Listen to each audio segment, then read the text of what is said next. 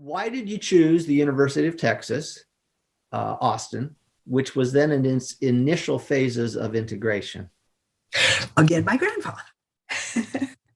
Because I wanted to go to one of the historically Black colleges. I wanted to go to Fisk, and which was Nashville, Tennessee. And of course, I grew up in Houston. I was in Houston. I got this 4-year scholarship, and my parents said, "Well, you're going to have to spend part of it to travel, because and out of state fees and so forth. And why not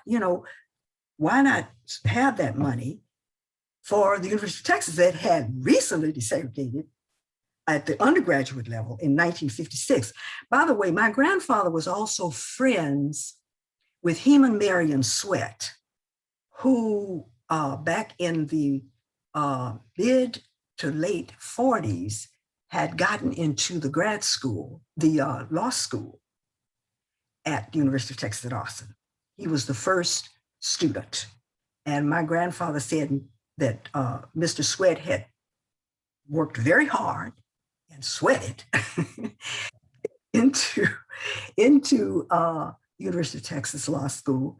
And then, of course, that trickled down into, after the 1954-1955 Supreme Court, Brown versus Board of Education, and with all deliberate speed, that trickled down into the undergraduate level at University of Texas. Because in 1956, the first undergraduates went to the University of Texas. I went in 1959, September of 1959. So I was like the fourth class, I think, that went. But it was because my grandfather felt, number one, as I said, my parents thought that I could be better served at a school in Texas.